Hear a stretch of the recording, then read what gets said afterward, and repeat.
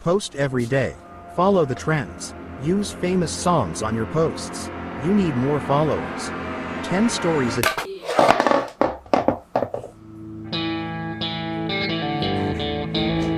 Hey ho! I am Lucas, I am Wacom Clip Studio Paint and Ohuhu Markers ambassador. I also do freelance illustration and animation. So here's how I use social media to make this my full day job. Let's go!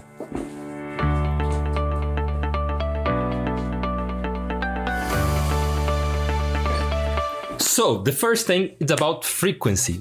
You've heard from those media gurus saying you have to post 5 stories every day. You have to make a feed post every day. Let me share a secret with you. That's bullshit. And I get it why so many people follow these media gurus, follow their schedule. Because sometimes you post something and you got nothing. So you end up in these media gurus telling you what works and what doesn't work. And this, instead of help you, can get in your way because you are working on someone else's schedule, not yours. And being consistent simply means to show up, do the work, and release to the world. And for you, that might be one video a week, one big video a month. For musicians, a lot of time it's one album a year. I will give you my example, and please don't make the same thing that I do, because what works for me might not work for you. So in my case, I post 2 short videos a week, and I post a bigger video here on YouTube every Saturday morning. I also try to make 1 or 2 illustrations a week, that being commercial or personal projects. If there's something that I want to interact with the audience, I post on stories, threads, or Twitter, which are very good for that. So consistency means post often, so that feels like work. Being an artist is not just being inspired all the time. Now let's talk about the language. I'm not talking about the language that you speak. In my case, I speak Portuguese. Oi, tudo bem? So for example, if I post this video on TikTok or Instagram, it would make sense. So for TikTok, for example, it will be a vertical video, shorter, more fast-paced, with a very short description and some hashtags. But this is just the technical aspect. How are people communicating? What is the tone? What is the rhythm? And how you can learn to speak the language of each platform? Well, like any other language, you have to immerse yourself. When you are learning French, for example, and you start to watching French films, you start to listening to French music, you will learn much faster than just studying. So with social media, it's kind of the same. You have to consume that content, but you don't have to do it so much, just so that you can understand, oh, is this how people talk around here? And this is very, very important. Please don't do this. On TikTok they dance, so I will dance on TikTok. And then you have lawyers, therapists, all kinds of people dancing and making a fool of themselves on TikTok. So in this case, the dance is just a type of content. TikTok is just the frame, and you can put any painting inside that frame. The same goes from YouTube, Instagram, Twitter, Threads, I don't know, everything. So make sure you understand that, and then you decide what's the best platform for you to be on. In the beginning, I almost only posted on my Instagram. I had about 700 followers, and I started to post different things, experimenting with things that I never done before. And then one day I posted this video.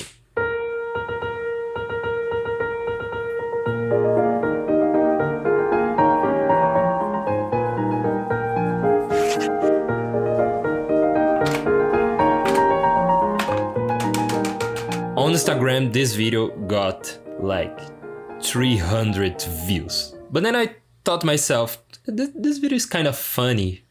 Why no one is interacting with it? And I put the same video on TikTok. The very, very same video. I went to bed and the next morning my phone had like a gazillion notifications. And the video started to grow and grow and grow until it reached 1 million views.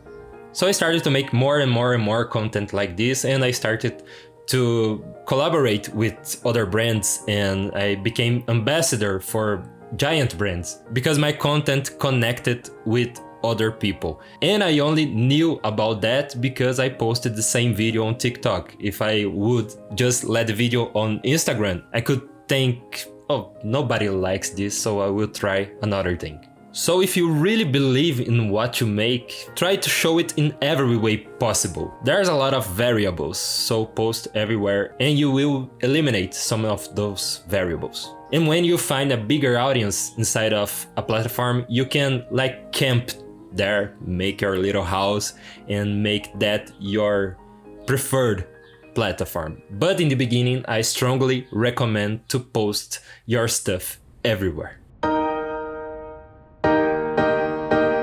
Using social media to sell your stuff. So this is a little tricky because people create a store and they think that people will just buy the product, and that's not true. If you want to make a living selling products, you have to dedicate your time and effort 100% on that. Noisy communication. It means not being very clear in what you do. Yep, I know that you don't do just one thing. Maybe you are a dad, a mom, and you are a musician and a painter too, but choose one thing to make your priority. My content, for example, I am primarily a visual artist, but I also play guitar, I have my own music, I have a family, I have 2 children, I have a wife. I just make clear on my social media that I'm here to make you laugh sometimes and to make you learn. Okay, politics or your opinion about general stuff. So if your content involves talking about politics or science or any subject and you study it and have baggage to talk about that, of course, go ahead and talk about it. But if I'm here like talking to you about art and all of a sudden I start to talk about women's rights, you probably will click away from this video.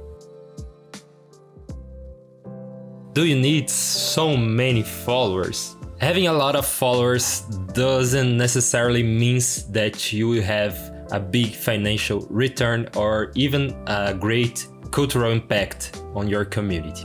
I know a lot of content creators, and you might know too, that have thousands and thousands of followers, but when they post something, they receive like 2 comments, or they have more haters than fans. On the other hand, some of my friends, illustrators that have like 10,000 followers or even have 1,000 followers, they are doing work all the time. They do work for the New York Times, for Epic Games, for Microsoft. My first partnership with Wacom was in the very beginning when I had like 2,000 followers on my Instagram. So be aware of the numbers. They are important information, but it's not the most important thing. The most important thing is your art, what you do. So if you do it right and do it because you like it, not because of the numbers, you will end up attracting people to collaborate with you.